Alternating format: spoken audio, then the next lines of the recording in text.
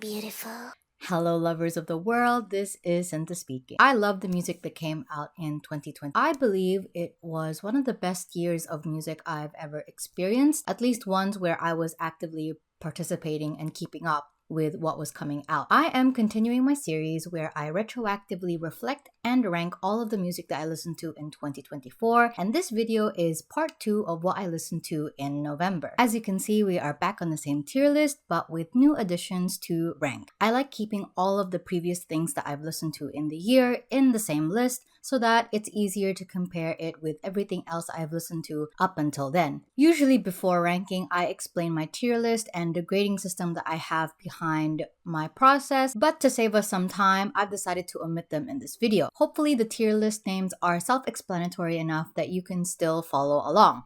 But if you want to know for sure, you are welcome to watch my previous videos where I do go into deeper depth about how I measure my enjoyment of music. My reviewing style is entirely reliant on how I feel about the songs, since I don't really have any musical theory background and I know very little about the music production process. However, if I know nothing else about music, I at least know how it makes me feel. I've added timestamps in the description in case you want to skip to a specific album on the list, but other than that, it's time to get into what I listened to in November. All of the albums I talk about in this video were released in 2024 because this was my last-ditch attempt at listening to as many releases before the year ends. I listened to Early Technologies by Jiangfeng. Sorry if I'm not pronouncing it very well, but Jiangfeng is a musician based in China. He released his first studio album, Emotional Dance Music, in 2020, and Early Technologies is his second album. I really enjoyed this project. I thought this was really solid and a real example of this generation's love for experimenting and eccentricity. Since I didn't listen to his debut album, I don't really have a good basis for comparison on where he is in terms of his musical identity or current musical style, but I thought it was quite interesting how in each song, Jiangfeng is trying several genres out and somehow he executes them all very well, going from a pop-punk-esque sound that is reminiscent of the late 90s, early 2000s rock you could hear on the radio, with a song like History of Flying, to songs that were clearly inspired by the SoundCloud rap era of the late 2010s, with a track like Baby Monster. And even having the forethought to include a song like WeChat Graveyard, which to me feels like an angstier emo take on UK Garage, which is of course all the rage right now. And of course, no album is complete without its postmodernist bedroom breakcore electronic cacophony with songs like Twitter War and Netflix. So I really enjoyed this. I'm gonna put this in French toast. And then I listened to God Said No by Omar Apollo. Omar Apollo is an American singer-songwriter and he released his debut album in 2022, and this is his third studio album. As is with Omar Apollo's music, this is sultry and sexy, emotional and introspective, all wrapped up in his beautiful voice. I really enjoyed how this project manages to thread in stories of contrasts, love and heartbreak, hope and bleakness of life. One such song that exemplifies this is Against Me, always toying this line between vulnerability and being guarded with a potential lover. Dispose of Me is one of those tracks that really show how Omar Apollo graduated at the controversy of homosexual yearning with a PhD in soul-crushing heartache. I sort of see this track as the spiritual sibling to Evergreen, which is without a doubt his most popular song. I was also intrigued by Pedro, a voice notes track where the clumsy sincerity and hesitant sharing gives way to an intimate moment with the listener as the artist struggles to explain this anecdote, cannot seem to convey the depth of his feelings and emotions. It then transitions into a really excellent closer track, Glow, which sort of fills the blanks for us, further emphasizing that music is the language we use when words fail us. My favorite songs ended up being Spite, Be Careful With Me, Done With You, Dispose of Me, and Drifting. So I'm gonna put this in Gems Found in the Mind. I don't really see myself reaching for this on a normal day, but I'm very happy with the experience that it has given me. And then I listened to Songs of a Lost World by The Cure. So The Cure is an English band that started releasing music in 1979. This is their most recent album and the second album of The Cure that I have personally heard in full. The first being Disintegration. So I found this very good, very intriguing, and I really like The Cure, but the thing is with me is that I have grown up with The Cure's more popular pop and peppy songs like Friday I'm in Love and Just Like Heaven. So I have this image of The Cure in my head that is entirely built off of that. And the more I dive deeper into their discography, I'm still kind of struggling to marry image I have in my brain with the reality. So I can definitely see myself liking this more in the future, but it's not something that I think personally resonated with me at this moment in time. But because of that, I always think that this potential, this interest that makes me think about the album even after it's finished is enough to warrant it being placed in French Toast. And then I listened to Live and Fall by XDinary Heroes. XDinary Heroes is a Korean band from JYP Entertainment who debuted in 2017. I probably wouldn't have even listened to this album if it wasn't for their single Instead featuring Yoon Do-hyun as a featured vocalist, and I found it to be very good, and it made me realize that maybe it's time to go and revisit my feelings for the band with this new album. After listening to the album, I still think that my favorite song is Instead. I think that Yoon Do-hyun as a vocalist brings an edge to the song that none of the other band members have because of their very admittedly very clean and very polished way of singing, as much as you can expect from an entertainment company that specializes in K-pop idols. It doesn't have that grit, is what I'm trying to say, which is what Yoon Do-hyun brings to the table. Any grit and rawness that the members might have had before was diligently drilled out of them by their vocal teachers. Now, to be fair, the rest of the project sounds really incredible because of their technical proficiency, although I have to admit I much prefer the first half over the second. Overall, I think it's a very excellently executed pop rock album that also wears its influences on its sleeve. You can kind of hear traces of Day 6, their more established label mate, some My Chemical Romance in there as well. My favorite songs ended up becoming Night Before End, Save Me, and Instead, of course.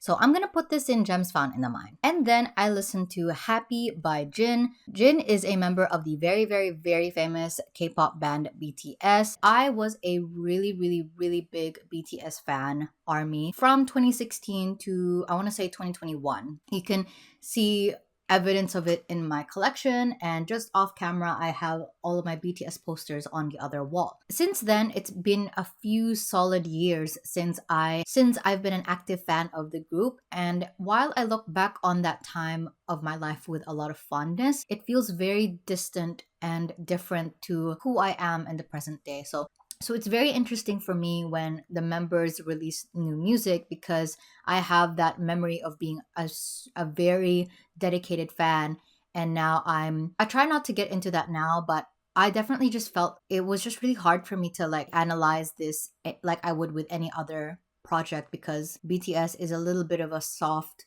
or sensitive spot for me in a few ways. But with that, I'm going to try to be succinct with the few notes that I do have from listening to this album. I found it to be a very straightforward, solid effort at a pop project. There are some great ideas here that could have been developed a little bit further, but the project is short and sweet, both to its advantage and its disadvantage. Because on one hand, I think this was just the perfect length for people to know that Jin is doing his own thing as a solo artist, but at the same time, there's not really a lot of ideas that they introduce here that could be fleshed out a lot further. And it feels a little bit more just like, now that Jin's out of the military service, let's give him something to sing with. And I think that's totally okay. It gives the fans something to focus on. It gives him something to do. So with that, I'm just going to put this in Gems Found in the Mind. And then I listened to Prelude to Ecstasy by The Last Dinner Party. The Last Dinner Party are a British indie rock band from London formed in 2021. This is their debut album. I found this project to be very grandiose, very poetic, that understandably placed the band in the good graces of music critics everywhere. I was kind of on the fence about this album because on one hand, I was very impressed by it. And if they toured in my city, I would buy tickets in a heartbeat. But on the other hand, I've definitely moved on from this dark academia vibes that the band is serving. To me, the band represents a phase that I've lived through as a girl with a Tumblr account in the early 2010s. This fascination with Gothic literature, with poetry, with the concept of being well read, but almost always focusing on Western literature like Greek classics, gift sets of Dead Poet Society and stills from Florence and the Machine and Hosier music videos. All of that would be on a mood board that somebody is crafting, a Pinterest board, and the band would fit just right in with all of this other stuff. And I think that's why, as much as I was impressed by the album, I didn't really feel any particular attachment to it because it was a phase. So my interest in these stories or aesthetics stopped for a reason. As much as I love the song lyrics, it would take hours for me to even parse out and analyze them. So much so that it starts to feel more like English literature homework, which I haven't done since I was in high school. And while I could recognize it as a worthwhile pursuit, analyzing the lyrics, it's just a pursuit that I'm not suited for. I do like how the band wears their influences on their sleeve in the best way. It reminded me of how I felt when I heard Chapel Roan for the first time. Just somebody or an act that can very confidently put forward, like, okay, these are the people that influenced me.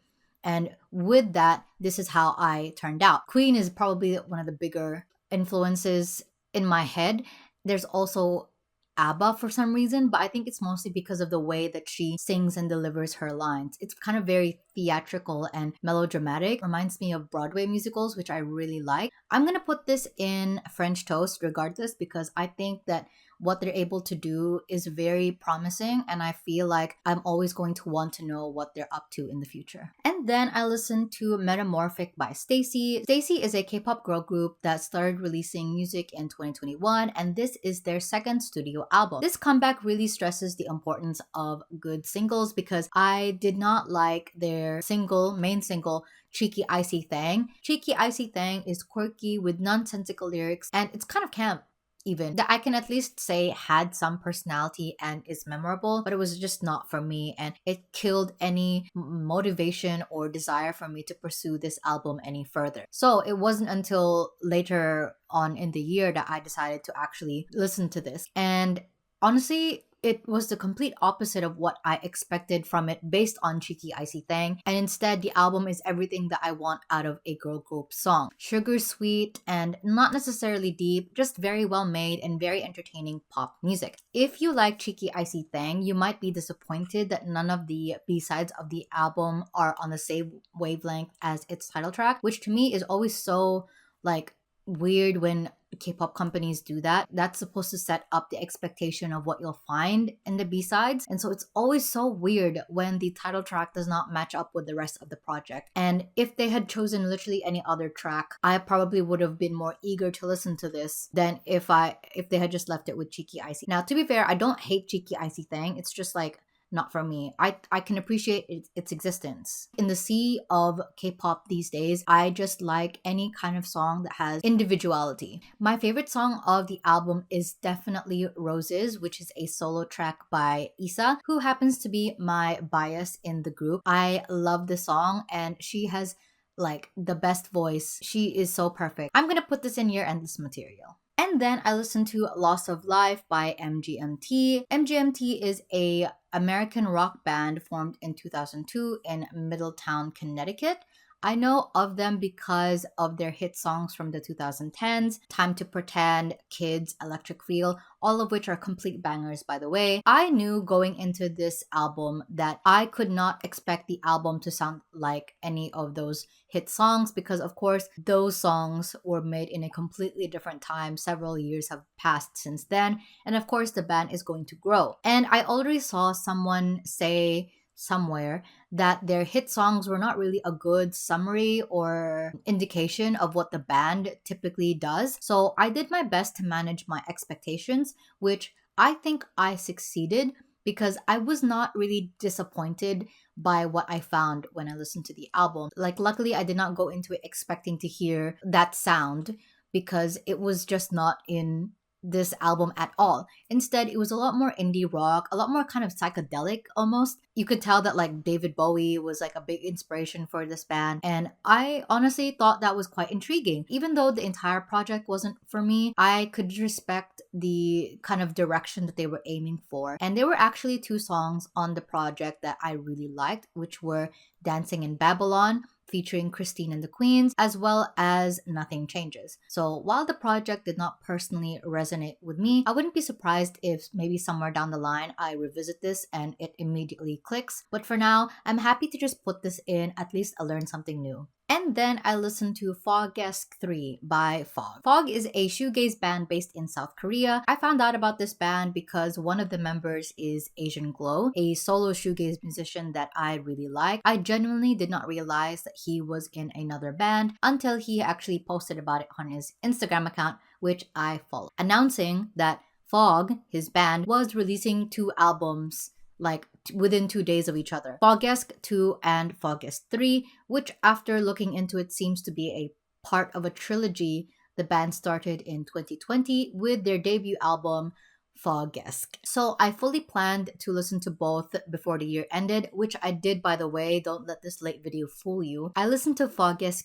II in my previous video, which I mentioned there. I found to be a good project, but a bit too heavy for daily listening. However, I think Fogesque III has a lightness and an airiness that I appreciate more on a normal day. And so throughout November, I found myself gravitating towards this over Fogesque II. Funnily enough, if I had to be specific, I would say that Fogesque II had more impressionable tracks, whereas Fogesque III I like as an entire project. I'm not really sure like whether this can be considered a complete standout shoegaze album. I just know that I personally like it and I found myself coming back to it very frequently. So with that, I'm gonna put this in your endless material. And then I listened to A Dream Is All We Know by the Lemon Twigs. The Lemon Twigs are an American rock band from the Hicksville neighborhood of Long Island, New York. They began releasing music in 2015, but I only heard about them in 2024, so this is basically my first time listening to their music. I found this to be very pleasant enough. Songwriting is pretty solid and mostly touching on existential themes about the meaning of life. It wasn't really anything that particularly struck a chord with me. I was mostly impressed by the album's ability to a time capsule, essentially. To me, it sounds like a perfect recreation of the early 1960s pop rock, a band like the Beatles or bands like, the Beach Boys did. To be fair, like this is not really a sound that I reach for naturally, and I would not consider myself an expert on that time period of music at all. While I could tell that a lot of care and intention went into crafting this homage to a specific time period, I would say this is not really for me, but I'm just gonna put this in gems found in the mind, mostly because I will be able to remember that this was a really good project. But yeah, I don't know, not for me. And then I listened to Tyla Plus by Tyla. Tyla is a South African pop singer that blew up late 2023 when her single Water went viral. And all of a sudden she was just everywhere, releasing single after single and doing literally everything that a main pop girly wants to do. To be honest, it was not my priority to listen to this album. That's why even though it was released in March of 2024, it wasn't until November after she released Push to Start that my curiosity was piqued enough to approach this project. This is the deluxe version of her self-titled debut album, Tyla, and I specifically listened to this because 1, it had Push to Start, and 2, it was just a lot easier to look at the deluxe version of an album. I wasn't obsessed with Water or Jump in the same way that everyone on the planet was, but I found them to still be very catchy, and I just generally like the fantasy that she is selling. I like pop music. And that primed me enough to the point where by the time Push to Start went viral and became a trending audio on Instagram, and whoa, I could not believe my response to the album. I was really taken by surprise by how much I welcomed this sound. I'm usually quite tepid in regards to this pop version of Afrobeats that is currently dominating global pop music right now. But I can't help but just be charmed by this project. I think when you think of Afrobeats, especially in the pop sense, like Tyla is definitely the face of that. And I think there's a reason for that, not just because she was the first person that people have encountered when discovering Afrobeats for the first time. But I think she's just kind of the girl doing it the best right now. Like, of course, I'm not an expert on this genre, so that's kind of like a weird thing to say for me, maybe. But she's kind of like, out of the Afrobeat songs that I've heard so far, like, this is kind of, she's the blueprint. Literally, the B-side tracks are fun, and even the singles like Water and Jump, which I initially overlooked, sounded much better in the context of the entire album. And I specifically prefer the deluxe version because I love the additional tracks, and I feel that they were actually able to strengthen what was already there and was able to seamlessly integrate itself with the rest of the tracks. I also really love how the album flows overall, and I think the length is a decent, solid duration. Some songs are on the shorter side, given that's kind of the trend within pop music right now. And so with that, I'm gonna put this in your endless material. And finally, I listened to Where Butterflies Go in the Rain by Raveena. Raveena is an American singer and songwriter. She released her debut EP in 2017 and her debut album in 2019, titled Lucid. But this is my first time listening to her music. I discovered her because her gorgeous album art circulated through my Twitter timeline, and I just felt like I had to know what this album sounded like based on the image. And I feel like the image is a very good reflection of what you can find in the album, which I love. I found this album to be a real, genuine delight. It's the perfect album for spring. It's the pinnacle of pretty girl sunshine music. It's overflowing with joy and spirit. It's romantic, it's nostalgic, kind of tapping into a sort of early 2000s beachy vibes. It also reminds me a little bit of Corinne Bailey Rae and even Colby Calais. My favorite songs are Pluto, Lucky, and Rise, and I can't wait to listen to more of her. I'm going to put this in your endless material. That's what I listened to in November. Thank you so much for watching. I have the last December video to push out, and then I will start talking about honorable mentions of 2024, and then finally, my favorite albums of 2024. We are getting there. I know it's late. I know people have probably moved on, but I need to talk about the things that I love. So hopefully you also want to hear what I have to say. If you enjoyed this video, please hit the like button. I'd love to hear from you guys what your opinions are on the albums that I mentioned in the comment section. Let me know. If you want to see more of my work, feel free to subscribe. I talk about music and books mostly, but I also dabble into some film critiques whenever I want to. My social media links are down in the description if you want to follow me there, alongside my Ko-fi and Patreon page if you want to support my work. I can't wait to share my love with you again next time. I hope to see you soon. Bye!